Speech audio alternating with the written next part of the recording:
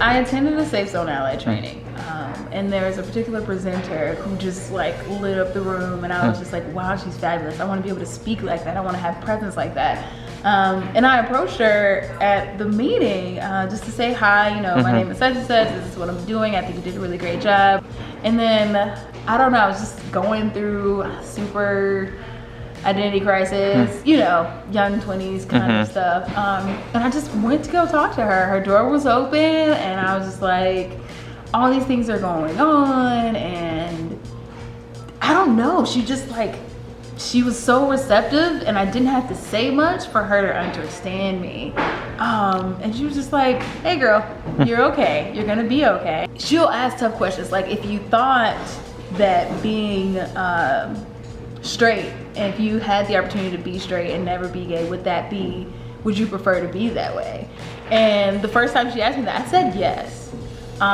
Because that was the truth. Like, it doesn't sound great, but I was like, this wouldn't be so hard for me. She's very interested in knowing what things mean, and she doesn't assume anything, and I really appreciate that. Yeah. So it's simple conversations like that not too many people ask, and you don't always feel like they're genuinely interested in who you are as a person. And I don't know, it just kind of started a really, really cool relationship. That's awesome. How would you answer that question now? Now, absolutely not.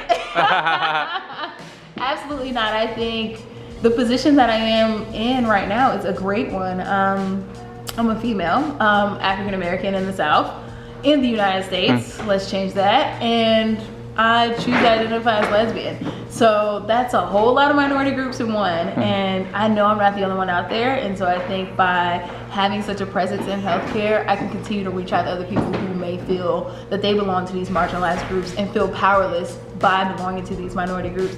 And that for me is a big deal, because I used to feel really, really bad about that. I had a lot of self-esteem issues about that. And now that I know that that's not true, and I know what it feels like to try to talk yourself out of your blessings, I don't want that for anybody else. So absolutely, like, thank you for giving back and sharing your story.